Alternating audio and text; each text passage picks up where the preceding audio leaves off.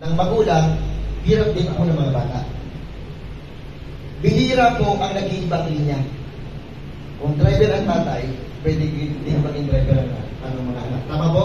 Ang iniisip ko ganito, kung bakit kasi yumayaman ang ibang mga tao, nag-look forward sila eh. Nakikinig sila, o nagbabasa sila, o naglulunod sila, ng mga tao naging successful na maghirap dati. At hindi nila sinusundan, yung alam nila sa dulo ay mahirap na ang dulo. Pansinin niyo po, masipag po ba yung magtatako? Yes. Bakit hindi yumayaman? Tinda ng isda sa buong barangay mo, hindi yumayaman.